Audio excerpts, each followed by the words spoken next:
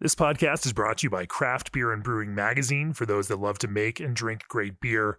Learn more online or subscribe at beerandbrewing.com or find us on social media at Craft Beer Brew.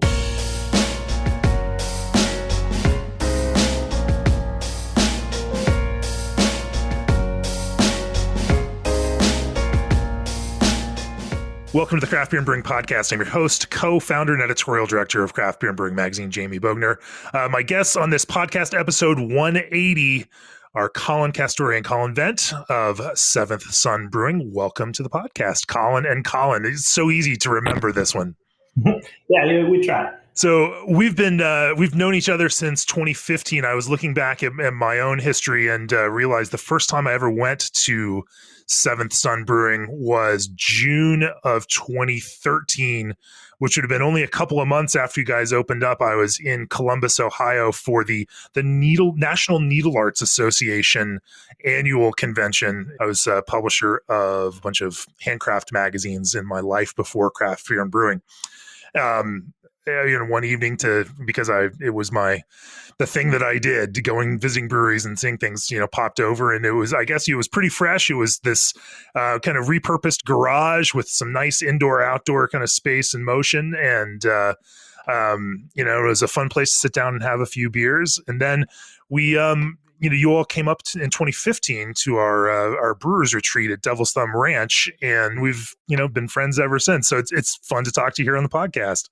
Yeah, and we had touched on it a little bit. That brewers retreat was really kind of a lark, like an excuse to get to Colorado, and thought it would be kind of fun. And we ended up forming some friendships from that, with you and a couple of the other brewers who were there that have lasted through now. Like, it was some great people in that inaugural class. Yeah, had some real talent. Yeah. Plus, it's fun to drink beer at 10,000 elevation or whatever it was. That was pretty intense up there. That was a fun trip. Anyway, we're going to talk about Seventh Son, and as I was also looking through the beers that we've reviewed with the Craft Beer and Brewing Blind Panel, they've sent us, it was a good 8 beers that have scored 90 or above. 5 of those 95 plus. Had some really fun and flavorful beers, both in the hoppy side and on the kind of ingredient focused, flavorful stout side. We're going to talk about both of those things. We're going to talk about the way that they construct culinary recipes, and we're going to again also talk about how they can create compelling hoppy beers. But first, as the brewing industry's premier choice for glycol chilling, G&D Chillers has set the standard on quality, service, reliability, and dedication to their customers' craft. New this year, redundancy meets efficiency. G&D's micro-channel condensers are built with all aluminum construction, which eliminates galvanic corrosion.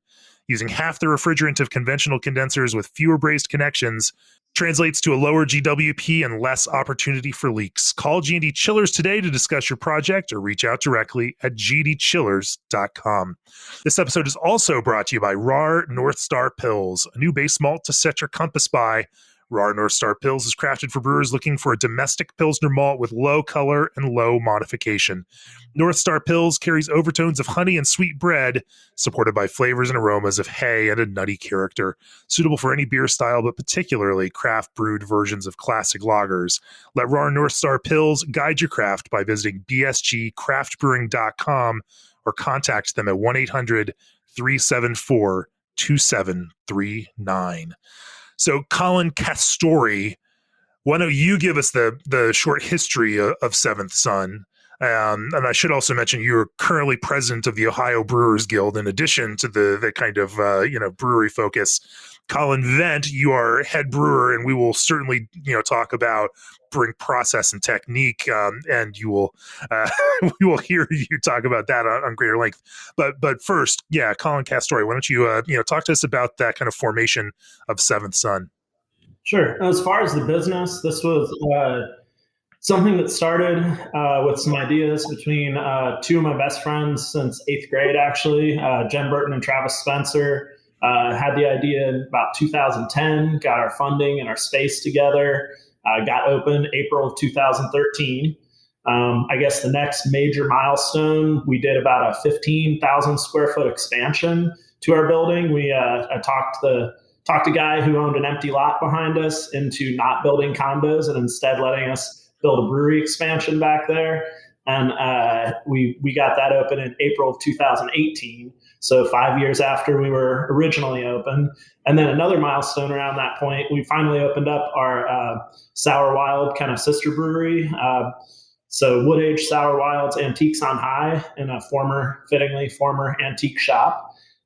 So that's been a really great part of kind of keeping our beer portfolio interesting and ideas flowing and kind of the creativity aspect going through everything. And it's been fun from our standpoint as owners too, in terms of the kind of marketing, branding, and thinking about the hospitality and the space aspect of it.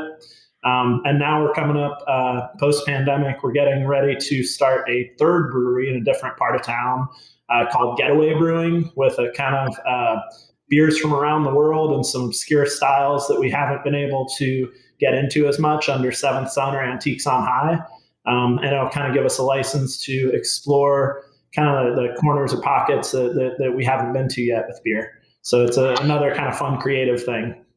That's a fun approach to build different breweries with different brands to do different styles all under one umbrella. And I find it a really compelling idea. For those who are Craft Beer and Brewing Magazine subscribers, we actually did a cover story case study on Seventh Son and Antiques on High, and you guys were on the cover of the magazine and all of that.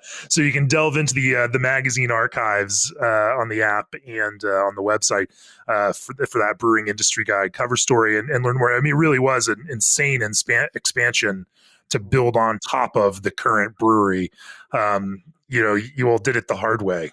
It was a project. We managed to build that building, and it is like truly half of it is over top of the existing building. And we managed to not be closed a single day. Kept our production going on the beer side and the tap room open through the entire build out. So that was something we were pretty proud of. How did you all, what was that arc that even got you to a point where you got into beer and brewing itself? Talk to me a little bit about some of that personal history for both of you. So I came from more of a restaurant background. I had a restaurant bar here in Columbus that I had opened in 2005. And we were one of the first, actually in Columbus, I was one of the first people to do the 50 tap kind of big craft beer thing. And it was this time, I think that was around 2006 or 7 that we added the taps. And then it was all these amazing craft breweries from Colorado and California that were coming into Ohio, and an opportunity to meet people in the business. And it really just kind of secured the idea that, hey, like the restaurant thing's fine, but I really like the brewing side so much more, and the creativity that's in the brewing side and the people on the brewing side. It's like, if I'm going to do something for the next 10, 20, 30 years of my life, I want to be in the brewing industry more than I want to be in the restaurant industry. So that was kind of where I decided that was the path I wanted to take, and kind of went from there. I got a fine arts degree in college. So then I ended up cooking professionally instead, obviously. And then while finishing up, or like right after college, started homebrewing, because I kind of fell into drinking beer in college and got interested in craft right towards the tail end of college, and then graduated and found out we're allowed to make the stuff. So then we started homebrewing, and that was always my hobby while cooking professionally. And then after a while of being a chef and just realizing how miserable of an existence that actually is, luckily managed to swap hobby for career. I met Castore at another local brewery, an Elevator Brewing Company, summer of 2009 or 10. I don't remember. It was early. Yeah, probably 10. Yeah, and then we just kind of exchanged emails because it was kind of hilarious. We both had the same first name. And then later I found out that him and Jen and Travis were trying to open a brewery, and I kind of saw that as my opportunity, because I wanted to open a brewery on my own, and I was looking at like contract options and things like that. Anyway, I kind of saw this as an opportunity to maybe make that change. And so for some reason they agreed to hire an amateur, because none of them knew how to brew either. At least I had some homebrewing experience. And then, I think, by early 2011, I think we were kind of like committed to the idea of me coming on as the brewer. So I was there for all the build out and everything, the original space. We actually, we bought Funkworks one barrel Blickman system from them, and like 2011, and got in this system and said, wow, this is a lot bigger than any homebrew stuff we've seen before. I have no idea what to do. And I was like, hey, I know this guy. His name's Collin also. I think he might be able to help us out. And that was kind of how it started. We had that in Travis's basement, and it was boiling a barrel's worth of wort in his basement. It was like steaming the wallpaper off his walls. His wife was not happy. It was funny back then. So how did you go from this homebrewer scale to understanding how to build out a commercial scale brewery with a significantly larger system? What did that process? Was it trial by fire, or did you take some more deliberate steps? I mean, as far as build out went, some mistakes were definitely made. We put the brew house in the opposite corner from the garage door, so we came to realize once we got busy enough that grain out had to happen across the space where all the hoses had to go to get to cellar and stuff. So, I mean, we were in one like 1,200 square foot room. It was tiny. And so that was kind of like, well, we definitely didn't build it out very smart because we didn't have anybody with us at that point telling us where to put stuff. But as far as recipe development and stuff, I'd been, by the time we'd opened the brewery, I'd been homebrewing for 6 or 7 years. Been working on Pro Brewer for a really long time, trying to just really educate myself on the professional end. And even before I met Colin, because I was like, I want to open a brewery. And so I tried to educate myself as much as I could just through the internet back then. And we hired on a consultant, an old veteran, who helped us get open and kind of showed me a little bit of like, okay, this is a big boy pump. Here's how CO2, moves stuff around, things like that, like things that just really were not applicable to homebrew. And he was old school though, and so it was one of those things like open transfers from fermenter to bright and things like that. And so even in kind of starting early on, it's kind of like, okay, I see where he's coming from with a lot of this, but a lot of what I've read and intuitively, I'm kind of like, I want to change what we're doing here. I want to let's try to not open anything to the air. And there was just a lot of kind of very old school ideas that were happening on those kind of first couple batches that I kind of steered us away from. So. I would actually say that's been one of Colin's strengths from the beginning, and something that I've always admired about him and working with him is he's never claimed to know the exact right answer or been to he'll look for information and he'll look for knowledge where he needs to, and always look for a better process rather than being kind of, oh no, this is the way you do it. It has to be done this way. And I think that's really why we've grown in terms of quality and portfolio and everything, is a lot of that being open to the knowledge that's out there and being willing to kind of curious and willing to find that knowledge that's out there. And the technical piece, that can all be taught. It can all be learned. The taste piece is a harder piece to kind of, to master. And so if you have a palate for it, then you do. And that I would say is the bigger challenge. And it is interesting that coming out of a culinary background, clearly you had trained on that, palate and sensory side and understood that kind of, ability to think and deconstruct, from a taste perspective. And I can certainly see how that may have influenced some of the ways that you all build and structure beers. Let's talk a little bit more about that. But first, the world of craft beer is a different place now. More margins are more important than ever.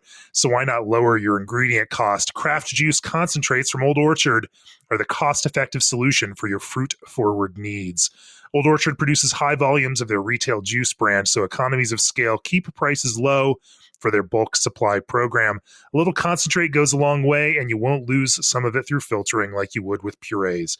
To start increasing your margins now, head on over to www.oldorchard.com/brewer. Also, for years, Brewery DB has been the industry's only professionally curated source of brewery and beer information. In 2019, over 1 million brewery visits were made by craft fans searching for breweries on brewerydb.com. In just a few weeks, Brewery DB will unveil an all-new experience to help craft lovers get back on the brewery trail. To take full advantage of the enhanced marketing power of Brewery DB and increase your taproom traffic, set up your account on marketmybrewery.com. That's marketmybrewery.com. It's easy and it's free. So let's talk a little bit about that kind of beer program. First with Seventh Son, and maybe later we can talk a little bit about Antiques on High and Getaway.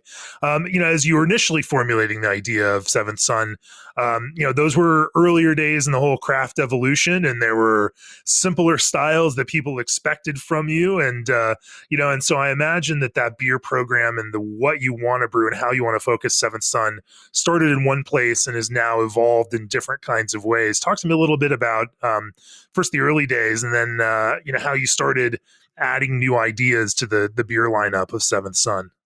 I came into it. The partners all had, they had their business plan laid out, and they'd actually sort of workshopped or brainstormed a starting lineup of 2 beers. We were going to have two flagships, and it was an American style strong ale and a stout. And so it was, because back then it was, you could sell a stout all day long, or you know what I mean? And the strong ale thing is sort of that arrogant bastard type beer was like a very viable style. Right. If somebody was going to drink craft beer, they wanted it to be big and bold and, impressive, or differentiate themselves from mainstream beer. And IPA wasn't like it was now. You know what I mean? Like, obviously it was around, but it was very still, a lot of them had that English inflection still. It was all Cascade and Centennial or whatever. And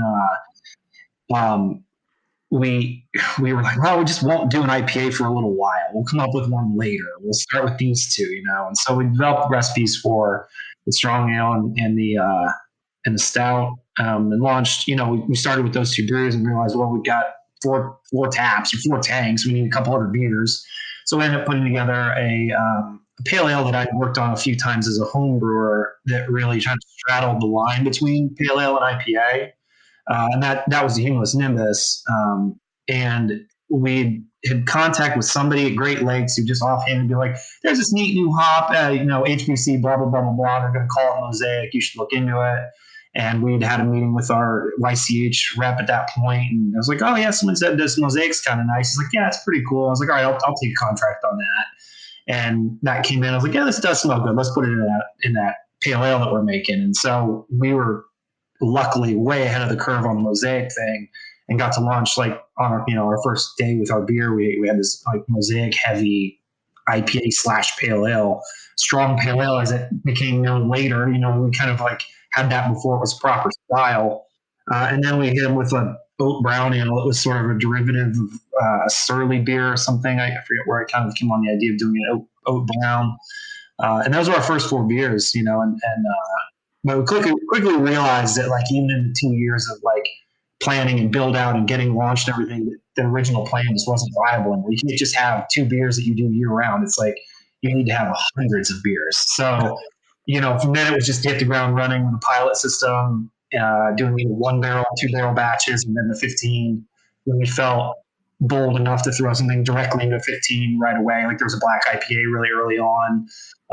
We got into doing, still am really fond of like Saison farmhouse style brewing. So we had a whole series of Saisons that we'd run during the summertime, things like that. The only thing I would add to that is I think that the choice of our first recipe that we really workshopped a lot was the American strong ale. And that was the one we were kind of, Colin was test brewing for us through somebody who had kind of a larger homebrew system set up where they could do multiple batches. And that's where we settled on, which was a little bit different choice than a lot of people at the time. We decided that we liked an English ale yeast rather than like a California Chico style super clean. So that kind of became, I think, one of the predominant flavor profiles of our beer is having that slightly fruitier kind of English ale yeast to our hoppy things and a lot of our other core items. And that was something that we settled on from those first batches of strong ale that's really stuck around since. Yeah, that's a good point. I didn't really think about that. But yeah, we did a 1 barrel batch on the strong ale and split it into a handful of carboys and hit it with a handful of different strains, and settled on this one English ale that we really liked because you push the temperature a little bit on it and it gets very fruity. And so it was one of those things like, oh yeah, we've got fruitier hops, we can push it with this fruitier yeast, and we just sort of settled into that, that yeast for our house. the same kind of mentality that would later kind of come to define New England style IPA and hoppy brewing. And that's the Seventh Son Strong Ale, right? Named after the brewery. Yeah. Actually, we got named after the beer because we were originally called Bourne Brewing Company, and then there was a little bit of saber rattling. Anheuser-Busch kind of Rolling Rock had like Bourne Small Town. It was like, oh boy, they're going to sue us into oblivion. So we ended up liking the name of the beer so much, we named the brewery Seventh Son. And so the beer is sort of unofficially the Seventh Son of the Seventh Son. So you get a little Iron Maiden in there too. Nice. I know we reviewed that with our classics a couple issues ago, and it scored a 96. And so it's fun to taste those beers now. And of course, Nimbus Pale Ale that you also mentioned, scored a 97 with our blind reviewers. So there's something that also feels still current about those. How have those recipes changed or developed over time, or have you kept them pretty much the same? There's been like a subtle evolution of them as we've gone over the years. Like with the strong ale, that one sort of like we walked back the bitterness slightly, pulled like it was pretty Willamette heavy back in the olden days, and so that obviously that portion shrank, and we kind of leaned more into the fruitier stuff that we were putting into it. But the core of that beer hasn't changed too much, and the Nimbus was the same thing. I mean, I think the base recipe malt wise is exactly the same as we wrote it, but the hops have stayed the same, but we've been looking like we use cryo now. So it's been more a little bit of like just optimizing that beer. We're looking at like, I think we've softened the IBUs slightly from over the last 7 years, so it was probably something like a 60 IBU beer originally, and now we're more closer to like 40, I think. So that's just sort of keeping up with people's taste trends and stuff and saying like, the Nimbus is really good. It smells amazing. It finishes a touch bitter for where a lot of people's profiles are right now. It's like, okay, we'll knock a few IBUs out of the boil and move those to dry hop instead. So how much has year to year, changes in hops, crops and, and the way that those expressed in the beer impacted, these batches, since you're building these as, kind of continuous core brands, how much do you pay attention to that idea of consistency and expectation from your regular drinkers, and then making sure that's the same? And how much do you, then need to adjust as, say new crops years, appear and work their way into your brewing process? I think the nice thing is that by the time we got to the scale where that is a major concern, I mean, let's be honest, if you're going to make 600 barrels of beer in a year, the consistency should be important, but it's not going to be that guaranteed. But by the time we got to the point where we're like, all right, we're making a lot of this, it's in cans, it's all over the state, we were big enough to start doing selection on our hops. And so Mosaic's our driving hop, and we have a large enough contract on that hop that we go out for selection, and then all the other ones fall in line as well. So we select for Mosaic and Simcoe and Columbus and Palisade because those are the 4 hops in Nimbus. And so Colin and I always go out and, obviously not last year, they mailed them to us. But it's sort of like when we get our lots in front of us, it's kind of like we want to find the best expression of Mosaic, and that this one's super punchy, it smells amazing, and it still smells like what we want Mosaic to be. But that's kind of, I would say that's about the extent of our like concerns with like making sure that our consistency is there, because at the end, brewing process doesn't change and the dry hopping rate and everything like that stays consistent. We just want to make sure that we're getting the punchiest version of that hop. And so if year over year the beer gets slightly better because the hops are changing a little bit, I'm totally fine with that. Rather than, I mean, we don't have GC or anything to run the beers through and say, oh no, the myrcene on this one is off or whatever. Like we're more just sort of like, let's just continually push that a little bit better as opposed to just trying to keep it static. And, that's something I hear, commonly from brewers. No consumer ever complained when a beer got better. But in a broader sense, like what is better? I think the idea of better is an abstract thing, and in some ways is driven by, broader shifts in consumer palates and even in brewer palates, so from your perspective, like how has that idea of what is better, changed over time?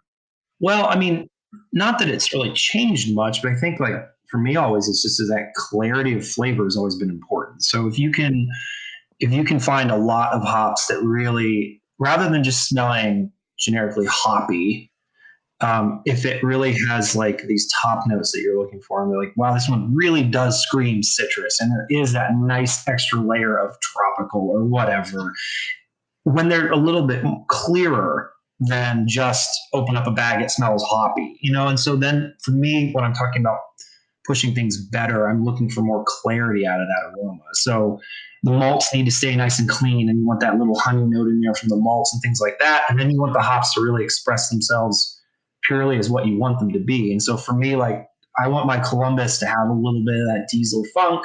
I want our Mosaic to be extra fruity. The Palisade, I've always just described Palisade as being pretty. It's like flowers and stuff. Like, so as long as those hops are really expressing that, and that's what we're trying to push. Like, how do we make sure that this beer carries that clarity? And then, I mean, at the end of the day, it turns into how do we do that more efficiently too? Like, how do we get slightly better yield? When should we be really dropping the bottoms of these tanks, or dry hop schedule, things like that to punch up the aroma and also kind of extract better yields and things like that.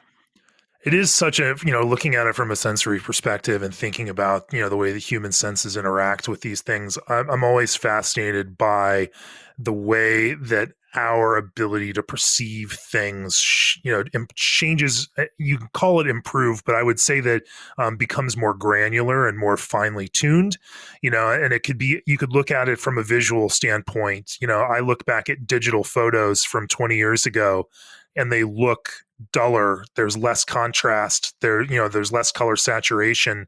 And these are digital photos. Like, they haven't aged like printed photos, but what has happened is that we have grown more finely tuned to things like contrast and saturation, and our ability of our digital devices to provide that to us: higher contrast screens, higher color gamut screens, higher resolution screens. We went from 72 DPI to 96 DPI, and now you've got an iPhone screen that's like 250 DPI.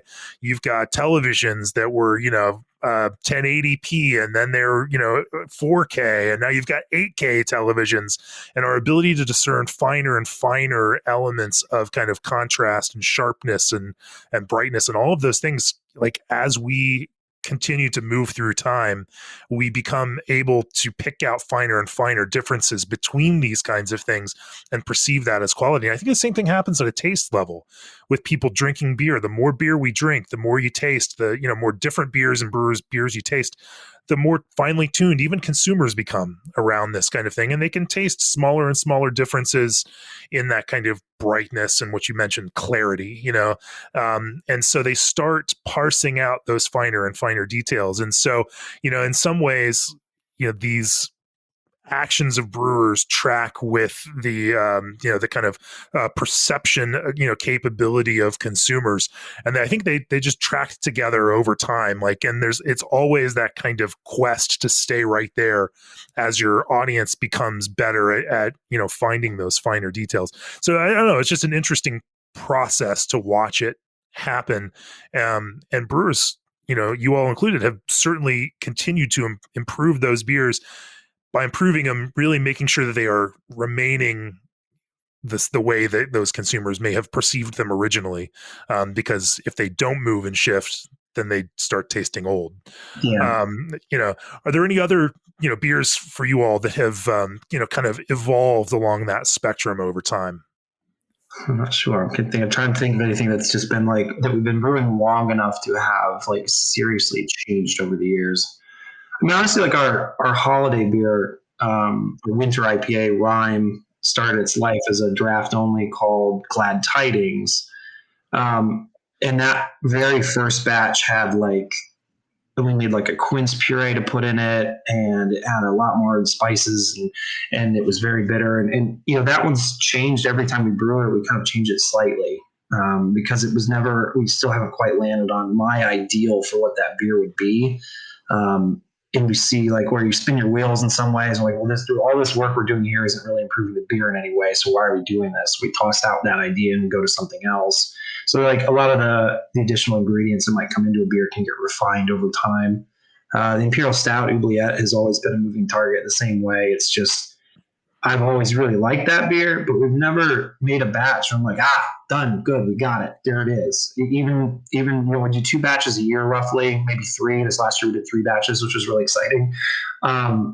And even within 1 year of like doing a batch and saying that one fermented great, I'm really happy with where it ended up, but I still kind of want to see what happens if there's a little higher quantity of the Munich 2 in there instead of the Vienna or whatever. So that one is one of those things. I think such a huge complex beer like an imperial stout, there's a lot of room to just keep tweaking at it without, it becomes a really philosophical question too, of just like, you talk about like a consumer getting more savvy and being able to like discern these details and things like that. It's like, to a point, I agree a lot. Like, sitting in your house, Untapped is sort of tapped into this notion of everyone is a reviewer and things. And they start, your consumer starts paying more attention to what they're drinking. The flip side of that is like when we sell a third of our beer across the bar, in our space, 90% of that are folks sitting, chatting with a beer in their hand, and they drink their beer and they look down, their beer's all gone, and they get up and they go get another beer. At some point within that hanging out session, I'd like to think that like, oh, this is really good. This is nice and fruity. And then they go back to their conversations as opposed to, I think the nice thing, you do a beer really well, it can be one of those things you could pay as much attention to it as you want. And it can be one of those things like, wow, this is really boozy and strong and delicious, and I'm having a great time drinking it.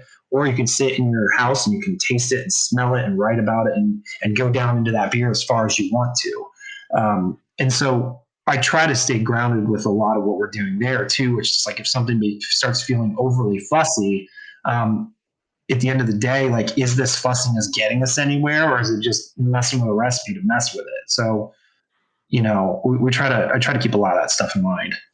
You could say the same thing about, music. There are people that are going to want to read the lyrics sheets. There are people that are going to, deconstruct the chord, patterns. They're going to, listen to every note of a guitar solo and try to, break down a scientific approach to what makes something good. And there are others that just want a great tune that doesn't, that's in the background that they can enjoy listening. It provides a pleasantness without breaking, the flow of what they're doing. And I think that, if something can work on both of those levels, then that's the kind of perfect thing right there. That, great beer doesn't break the flow. Great beer, allows that flow to continue, and you don't necessarily need to understand why you love it. But at the same time, there are plenty of folks that'll sit there, and if it wasn't at that level where they can enjoy it without having to think about it, then they might not order that next one. And so there is something to that. I want to shift gears and talk about stouts since you just brought it up. But before we do that, ABS Commercial is excited to be a part of today's podcast. ABS is a full brewery outfitter offering brew houses, tanks, keg washers, and small parts. As a part of ABS Commercial's ongoing Give Back campaign, they'll be giving away an ABS Keg Viking keg washer in June. So make sure to periodically check the ABS Commercial Facebook page to find out when the contest opens up and how you can enter to win a Keg Viking. I think that also from a creative's perspective, it is nice to hear you articulate that idea of it's okay to release a beer that you're happy with, but never completely content with. That there is part of that, artistic pursuit and creative pursuit where if you ever felt like you perfectly nailed it, why would you need to do it again? And so I think like any creative person, you want to keep striving for something. But I love this idea that you formulated this, the flavor in your head, and that you have this idea, or at least some formation of the idea, and that building these recipes and building process, continues to try to realize that flavor and that kind of sensory perception in your head. Talk to me a little bit about how you kind of triangulate between those two things. So with like the oubliette, the imperial stout that I mentioned earlier, for me, it started its life as this idea of like an imperial stout that leans back away from chocolate and coffee and more into dark fruit.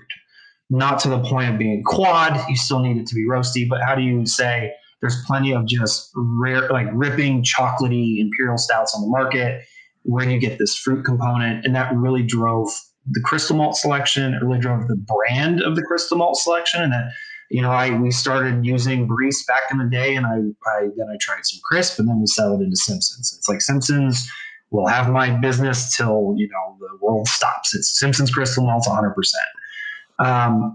And then, part of that too is back when we first wrote that recipe, it was like people were drinking drier back then. Everything wasn't as sweet as it is now.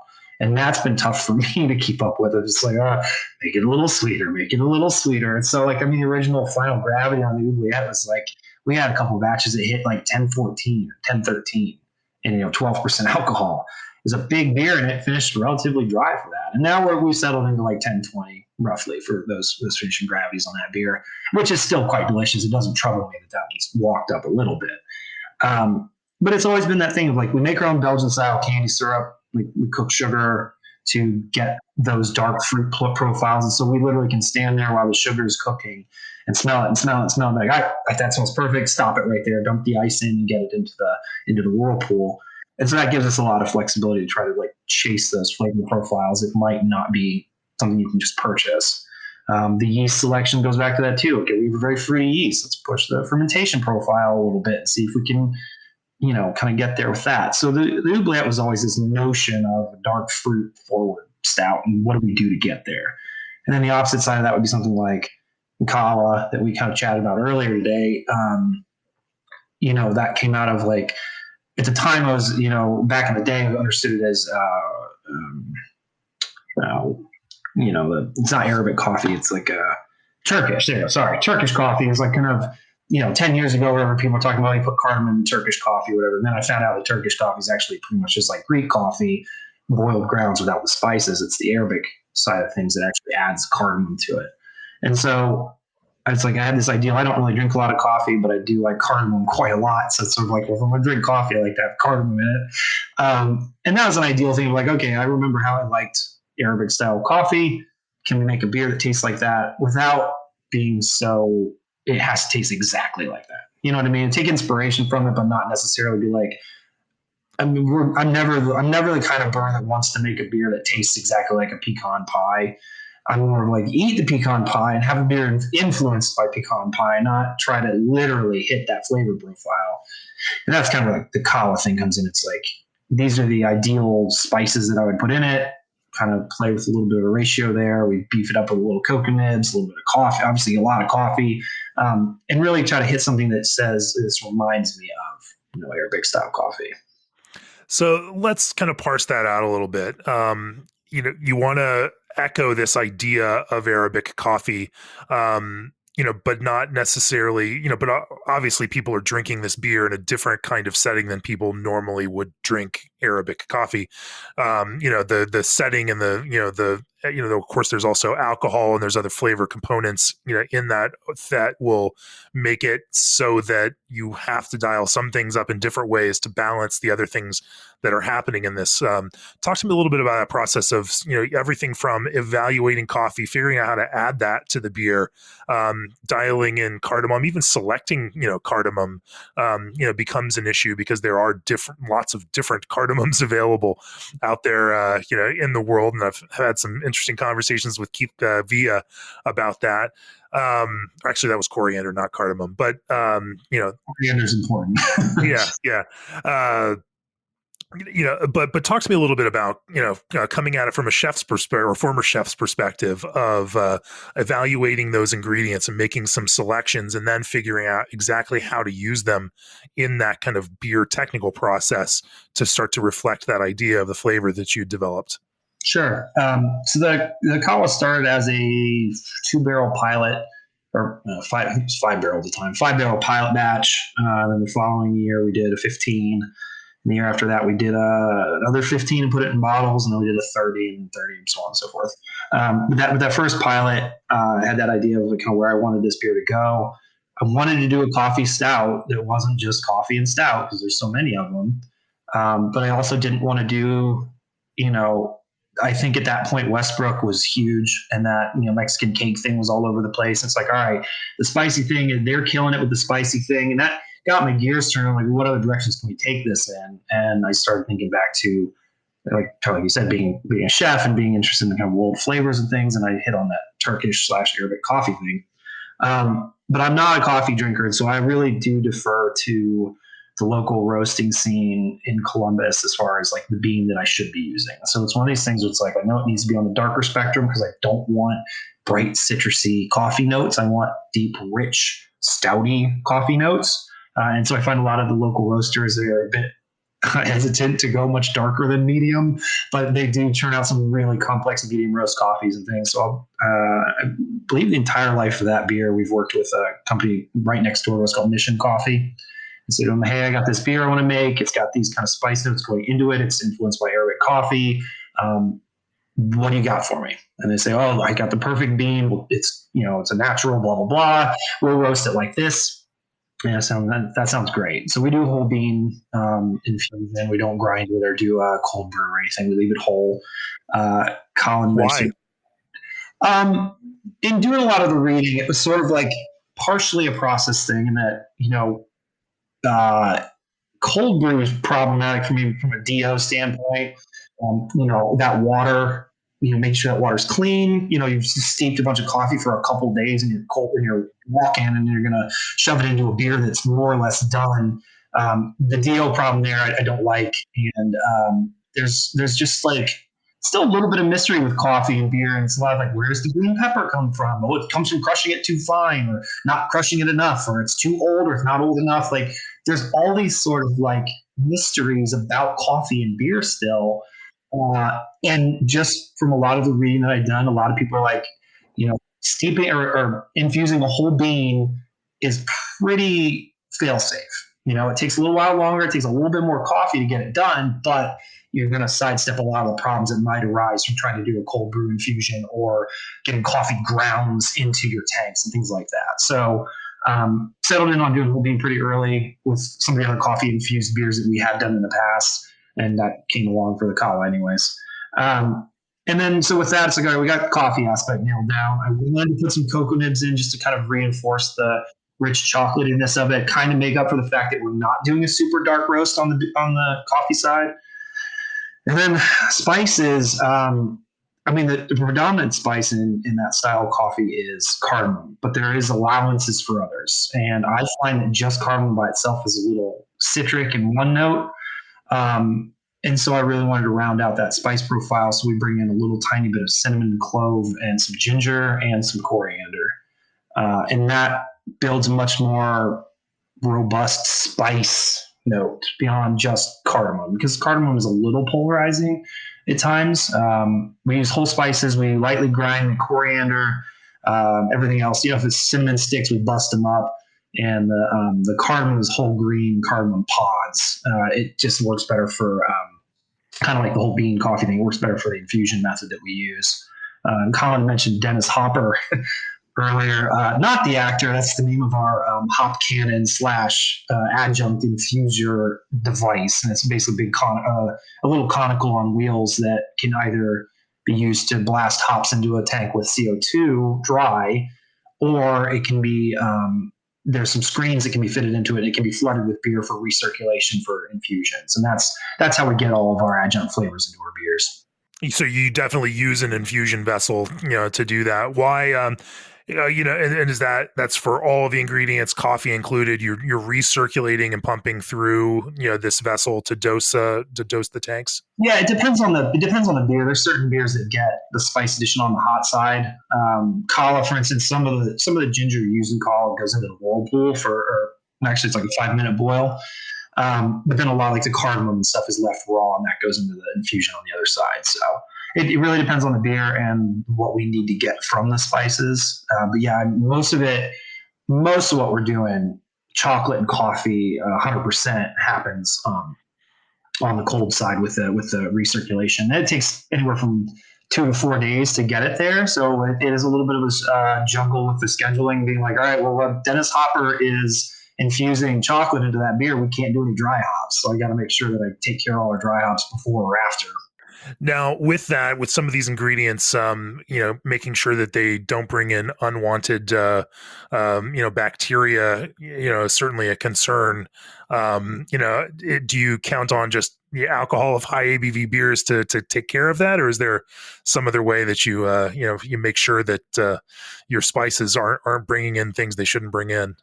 Well, that's funny you touch on that. We ran into a little bit of a problem with that. And, over the years, like we've been really trying to push our QC program. We had next to no QC when we were in the small space, obviously, just cell counts. And then once we got the new space built and there's a lab area and we started getting that more and more robust, and we're doing our plating now and all that kind of stuff, we've been, just increasing that across the board as time has gone on. So we've gotten a lot better at tracking down potential problems.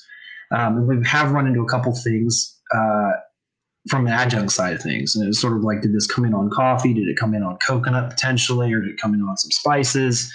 And, each time it's a slightly different story. And we're looking at how we want to process some of these ingredients to minimize, is it a particular coffee vendor that the way they deliver it to us is not as clean potentially as the other, do they go right into a big bin and they hand us a bin that they reuse over and over again, or is it coming in individual paper bags each time?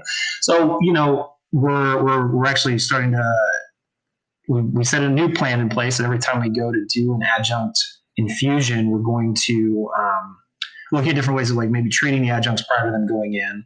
And then also we're going to take some of those untreated adjuncts aside with a flask of the wort and inoculate and see if we can get anything to grow. And so if we can say that after the last, 6 batches of something involving coconut nibs, we never grow anything with that flask, then we don't really have to stress over if the coconut nibs are coming in clean or not.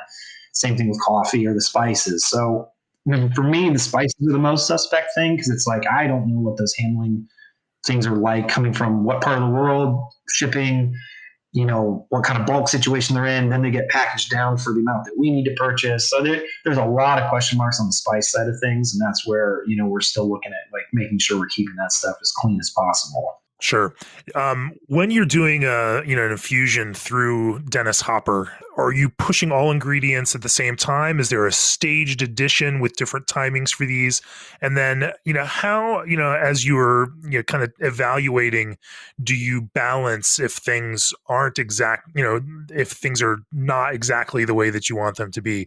I mean, there are folks that are getting out there in a kind of sequential way and then doing one, then the next and the next. It's kind of add and build. Then there's that other idea that we've doing it, and then we can add a little bits of whatever else we need to add after that to get it there. What does your approach to that look like? We pretty much across the board. I mean, it's just like I said earlier, the division between hot side additions and cold side additions. But when it comes to the cold side, it's all one and done. And it's just been that we've managed to dial in that cold side addition to balance the ingredients so that it is dump it all in, research for a couple of days, and you're good. So that knowing we need X pounds of coffee versus X pounds of cocoa versus this many ounces of a spice to get us where we need to be. And that honestly, that's I would probably prefer to do it the other way around, but it's a big scheduling concern. You really just have the one device that it does 3 or 4 different jobs. So we got to stay on top of that. Plus, every time you open it up and clean it out, you got to purge the CO2. There's the risk of infection. It's just, if you can get it done all at once, it just feels a little better. And it's funny, the timing thing's hilarious, because it's day one, yeah, certainly not there yet. We leave the pump running all day long. When it's time to go home, shut the pump off, shut the tanks up so that there's no hose failures overnight or something. And what happens is all those ingredients sit in Dennis Hopper with a bit of beer, and then come in the next morning, and it's the most outrageous infusion you can ever imagine. And that gets the research started up again. It goes into the tank, and then you let it run all day. And then you just taste it. And over the course of a couple of days, no. And it's it's good, but I think let's do one more day. And then the next day, you're bam, done. All right, shut it off, shove everything back in the tank and clean it up. It's funny. It's like flipping a switch. Just one day you come in and there it is. It's funny that that you don't continuously research when you all go home for the day, and that you are doing that, because there are also those brewers that will do very intense infusions in smaller vessels and then back blend with a main batch, and it seems like you've almost got a little bit of a hybrid of both of those things by using that research tank. Let's talk about some of the other kind of flavor forward beers, that you all do. I know Fox and the Stout was one that I really enjoyed, with another heavy kind of chocolate, sweet approach to it. Talk to me about some of these other culinary stouts and how you've gone about building, flavor ideas in them. Fox is really interesting. That one, and again, credit where credit's due. That was a recipe that was developed by our current head brewer. So I'm kind of brewmaster, overseeing all these spaces. I spend most of my time writing recipes and ordering raw materials. I don't really, unfortunately, brew too much anymore. That daily kind of thing has fallen to our guy Chris, and he's great. He's killing it.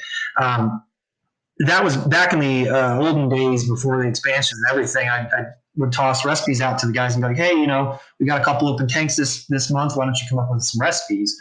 And Chris and one of our other dudes, Billy, worked together and write this recipe for Fox and Stout. It was based on our local coffee shop a couple doors down called Fox in the Snow. And they have a salted brownie that they do. So it's a big square, like 8-inch square brownie covered with Maldon sea salt. And they're like, oh, let's make a big pastry stout with salt in it. I was like, okay, we'll figure that out. And that, again, started as a pilot. And back in the day, we were using coconuts from that we're getting through BSG, and I want to say they were like Ghana. And it was fine, it was very chocolatey, it tasted good. And, we did quite a bit of salt in there. And it was very, it was popular, and I liked it. But I noticed that much sodium chloride brought a twang to the beer that we weren't necessarily looking for. It wasn't just salty. It almost had a metallic edge to it. And so it's like, okay, we can't just go at this thing with kosher salt. We need to kind of look at minerals and other ways. And so the next time we brewed it, we really, really upped the calcium chloride on the hot side. And so we built this big round mineral body into the beer, and then really backed off on the amount of actual kosher salt that we were adding. And that really hit the balance that we needed. And right around the same time, Ethereal Chocolates reached out. They sent us a unsolicited box of samples and chocolate bars, and they had a Uganda nib in there, and that thing was incredible. I was like, all right, well, we're switching all of our coconuts over. We're going to be doing this from now on. And so the first batch of Fox that we did, so we did like a 30 barrel with the old nibs, and then a few seasons later, within the same year, we switched and did a batch with the Uganda beans. And oh my gosh, it was like, oh, there it is. Now we're talking about like practically a candy bar, and everything kind of really clicked into place on that one. So that was a fun evolution of just optimizing our ingredients, But yeah, same thing. Just no subtlety in that beer. It's all medium crystals to bring like that big caramely baked flavor, and then just a ton of chocolate. It's like 180 pounds of cocoa nibs reserved through a 60 or something. So I think that finishes or the gravity on that's still pretty dry though, for being a big sweet pastry stout. And that's something that I kind of like about our beers is even our richer imperial large stouts tend to be a little drier, and they don't have that cloying sweet mouthfeel. You give up a little bit of the kind of like the easy points for sweetness that you can get, but you can drink more of them, and you're not left with just that overpowering coating that you get from some of these super high gravity finishing stouts. Yeah, I mean, Fox finishes at like 1024. I've always been a specific gravity guy coming out of homebrew. So Plato, I have to do the math on Plato. I just don't talk in Plato like a lot of the other guys do. But I like Colin said, that's a nice thing about a lot of those tests. We actually, every once in a while, I'm just shocked at some of these final gravities that we're seeing these days. I'm just, are you shitting me? 1060 for a final gravity? You've got like 2 more beers in there, man. Like, that just shocks me some days. And it's like, I guess more power to you. If people are into it, do it. But like, we struggle to get our gravities up sometimes, and so we really decided to push ourselves with one of our kind of one-off seasonals that we did earlier in the year back in, when was it? Canned it in December. It's called Lessons of Darkness. And that was one that was like, okay, fine. We are going to load this thing with crystal malts. We're going to boil it for 6 hours. We're going to mash as hot as we can. We didn't use any lactose. I don't love bringing lactose into the brewery as whenever I can. I try to avoid it unless it's like very core thematically to a beer. And then, loaded it with chocolate and loaded it with coffee. And then we actually blended bourbon barrels into it as well. And so we really just was like, take the pastry theme and amp it all the way up. And let's just really push this thing, like looking at what Weldworks does and looking at what a lot of these guys that are like these big, when you talk about some of these pastry stouts, like, who's killing it right now with pastry stouts. It's like, all right, well, let's emulate that. Let's figure out like what is a Seven Sun over the top sweet beer going to be like. And it is really enjoyable, but like, for me, it's one and done. It's like it's 13% alcohol. It finishes. I think that one finished at like 1040, and even that is like a timid final gravity these days. So we generally don't get there with most of our beers, but every once in a while we kind of try to see what that world is like. There's so much, to the psychology of flavor, at play in those. And, when people, because people associate sweetness with some of those flavors, I think you can find success without necessarily overdoing the actual sweetness, just because so much of it becomes perceived. Also because, alcohol, can also be perceived as sweet, and so, I think there's definitely territory there to play in without leaving the actual, gobs and gobs and gobs of residual sugar in some of those beers. And I also think that there's probably this gap between, say the way that our blind judges who are all, BJCP trained judges, perceive and rate beers versus the way that certain, elements of the populace may do that on Untapped.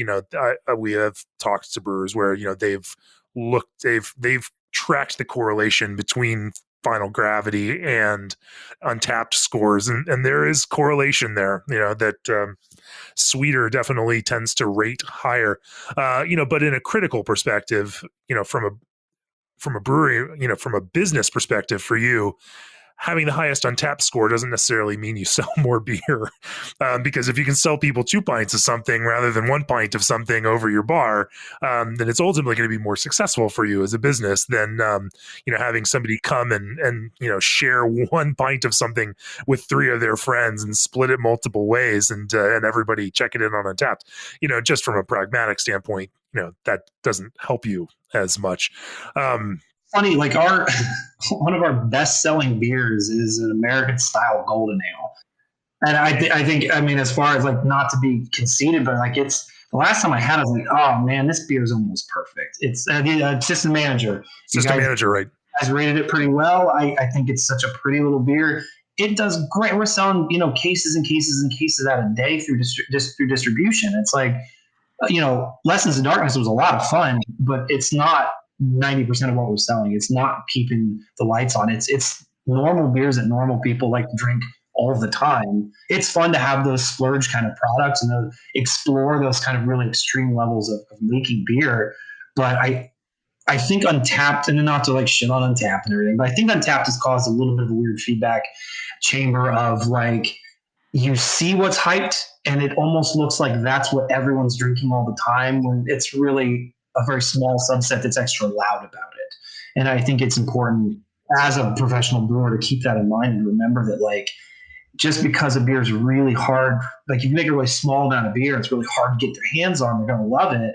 But you've only sold 100 cases. You could be selling 1,000 cases. And the 1,000 cases is going to bring much more income for your employees and allow you to get a new tank and expand your projects and things like that. So for us, it's always been a balance of doing a really, really good beer all the time really well, and also having fun and kind of branching out and doing something kind of wacky every once in a while. Sure. I think the market is always cyclical. There's always trends and there's always things out there, but it's nice to see, especially in the last little while, that people are coming back a little bit, at least, to beer flavored beer and not as much other flavored beer.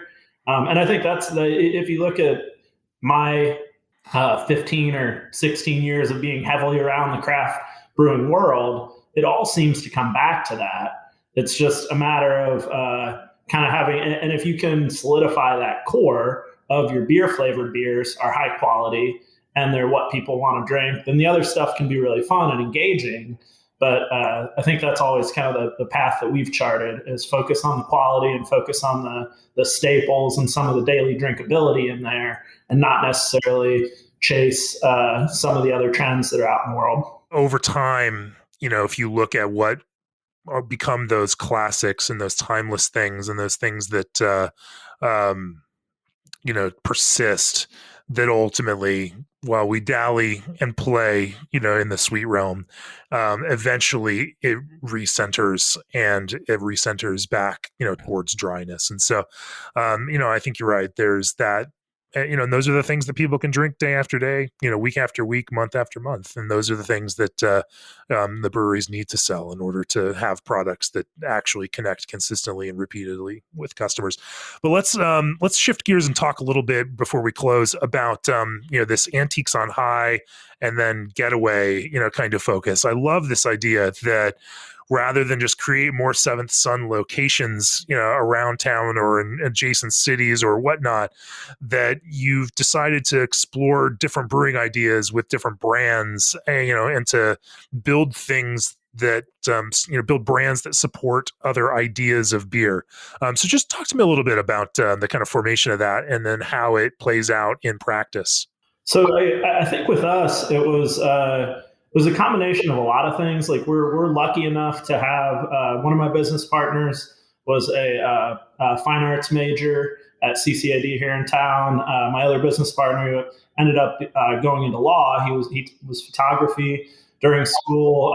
We were lucky enough to have a great group of friends who are just kind of creative, interesting people, and a lot of the people who work at the brewery are as well. And it was almost more of a question of like, well, why wouldn't you do something new? Because that's this like great way to utilize all the talent that's around us. It keeps us engaged and interested in what we're doing. And the idea of let's just put another one over here just has never had any appeal to us. It's more, how can we grow? How can we learn something else about styles, about environment, about everything else that kind of takes us to a new and interesting place. I mean, so much of what you drink, again, to get back to the tasting thing, is environment.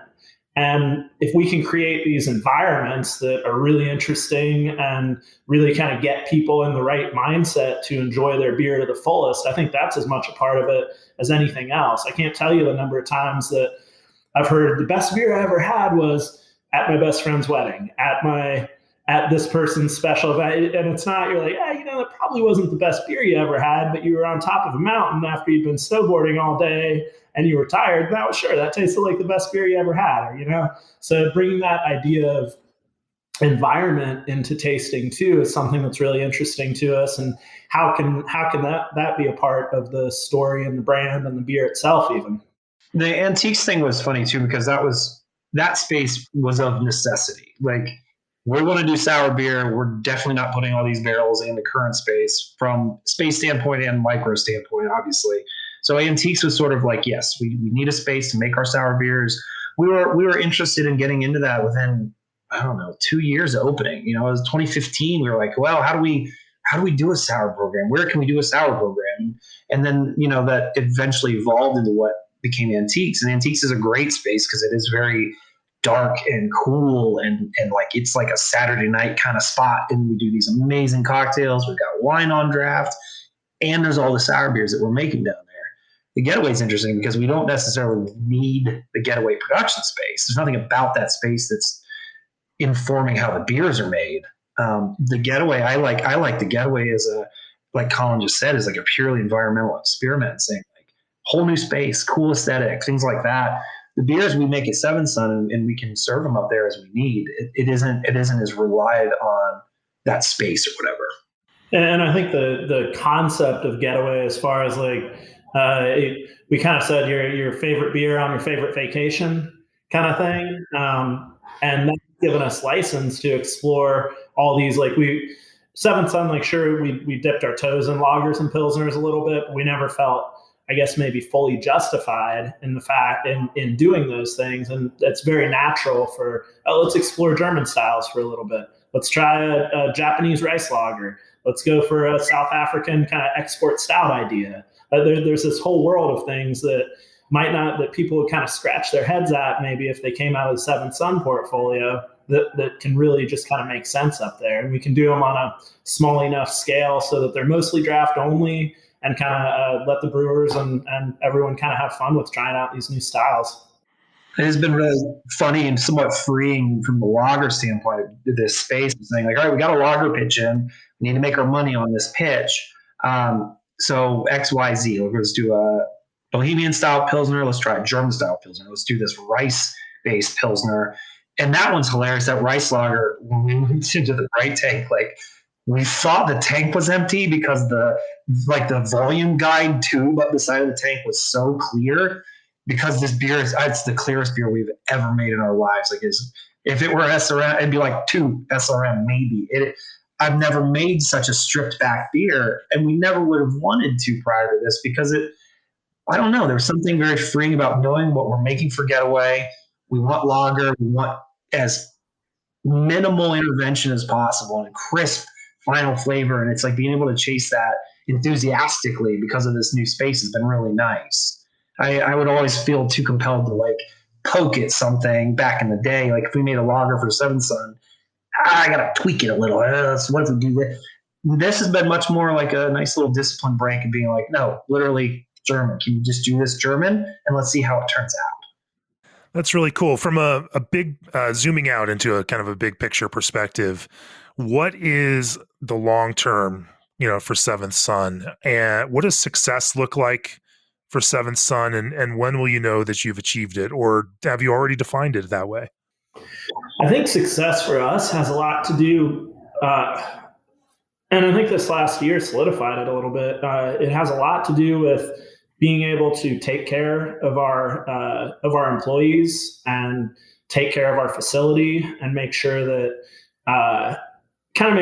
this year we got through, but it definitely highlighted that we should have some more reserves ready for not the next pandemic, the next thing maybe. So success, rather than just flat out growth, success also means a little bit of stability, I think, and being able to reward the people who have stuck with us.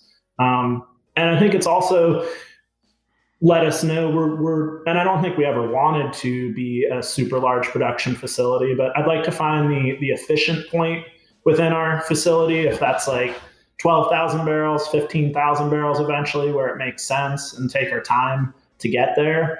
And maybe another taproom concept if we have a taproom concept that makes sense to us. I mean, really, some of the most fun I've ever had doing this has been working on Antiques on High ideas, working on Getaway ideas, and even how those filter back to new Seventh Son ideas. It's kind of keeping the ideas flowing is success, and maybe a little more stability is success too. Sure. Well, I know that I cannot wait to get back to regularly drinking beer in places rather than at home or in our office. And I know you guys are excited that Ohio is reopening now too. That seems like a great place to close. G&D Chillers is the brewing industry's premier choice for glycol chilling. Set your compass by RAR North Star Pils. Old Orchard concentrates are a cost-effective solution. Take full advantage of the enhanced marketing power of Brewery DB, and check the ABS Commercial Facebook page to find out how to enter to win a Keg Viking. Of course, if you'd like to support this podcast, go to beerandbrewing.com, click on the subscribe button. If you're a pro brewer, consider the new All Access Pro subscriptions that combine both of the magazine's exclusive online content and more. And of course, if you're a subscriber to our Brewing Industry Guide, you can go back into the archives digitally through the app or through the website and see the case study and beautiful cover of the Brewing Industry Guide with Colin on it from a little ways back. On that note, I was thrilled this past week to finally get my first dose of the vaccination, which now puts me on some timeline to be able to spend more time in places about 6 weeks from now and get back out on the road and go see people in their breweries and spaces, which is something that I just absolutely can't wait to do. And I hope to get back and see you guys in Columbus sometime soon, since it's been 8 years since I was last there. Wow. But if people want to learn more about Seventh Son and come see you, where do they find you in real life and on the interwebs? SeventhSonBrewing.com, AntiquesOnHigh.com, GetawayBrewing.com, and all of the appropriate Instagram, Twitter, etc. handles that go with those things. And definitely stop by the tap room if you're in Columbus, 4th and 4th, corner of the universe. Italian Village. Antiques on High is down in German Village, in just south of downtown, and Getaway is going to be in Dublin, which is one of our north suburbs, at 108 North High Street, opening late April.